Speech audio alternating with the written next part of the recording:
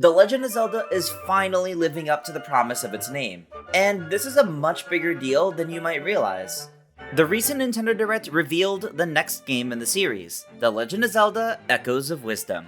And for the first time ever in a mainline Zelda game, the princess herself is the main playable character. People have been wanting this for years.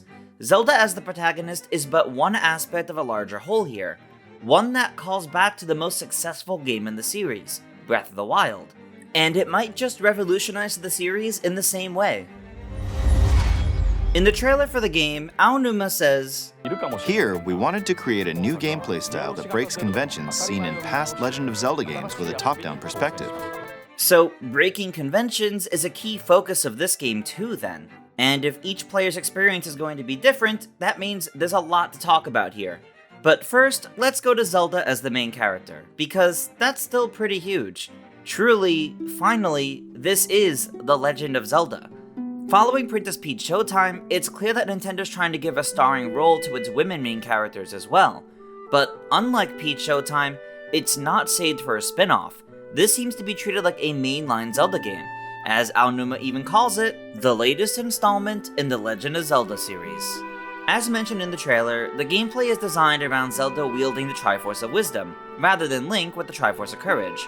It would have been easy to make this just some spin-off puzzle game, but instead, they're going with a game that still looks and feels like 2D Zelda.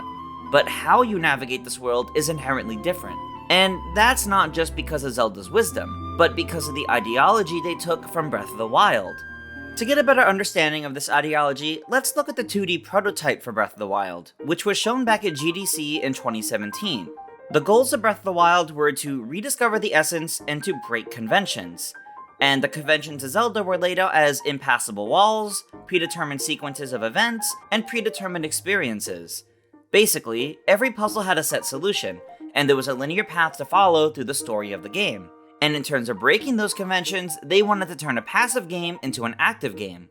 Or a game where you play within the confines of a pre-prepared mechanism into one where the user can actively engage with the game. According to Fujibayashi, to turn Zelda into an active game, they removed impassable walls, which now the player can climb. And they are overall designing for multiple solutions to reach the goal from any situation. Previous Zelda games often had puzzles with items and objects that were specifically created for those puzzles, and they really only appeared in those locations. This wasn't really going to work for Breath of the Wild. According to Fujibayashi, he wanted to create a game where the user can truly experience freedom in an expansive playfield, and through exploring this field, he wanted the user to be able to experience a new sense of adventure again and again, and be able to freely navigate through it as they see fit. A game where the user can think and decide on their own where they want to go and what they want to do. And this made them think of the original NES Zelda. Even though it's a 2D Zelda instead of a 3D, they made a prototype to test the active design of Breath of the Wild.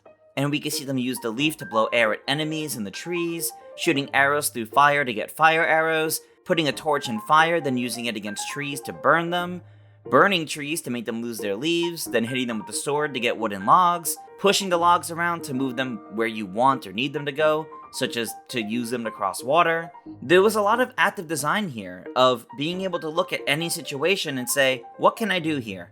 So the question is, how are we seeing these same decisions and design choices made in Echoes of Wisdom?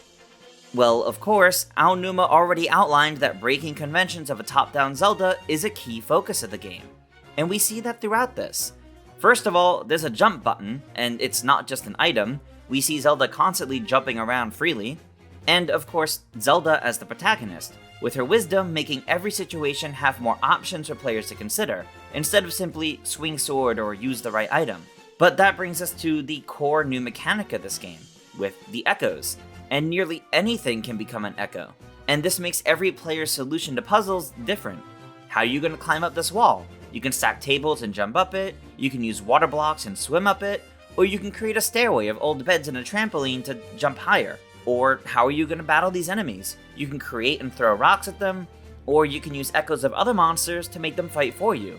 And the clearest indication of this freedom? Watching Zelda climb up and jump over these trees. It's the equivalent of Link running out of bounds in the original Zelda, or running through trees in A Link to the Past. You can't do that originally. So seeing that here is huge. It really brings to mind the idea of removing impassable walls that we saw go into the gameplay design of Breath of the Wild. We also see Zelda spawn a fire enemy that then sets fire to the surrounding grass, which is a lot like the 2D prototype we saw of using various tools and enemies to interact with the environment in different ways. Everything we're seeing so far with Echoes of Wisdom is looking to follow a pretty similar design direction, and maybe this is to get Zelda fans who first started with Breath of the Wild and Tears of the Kingdom to try a 2D Zelda game. But either way, it's to evolve the 2D Zeldas in a similar way.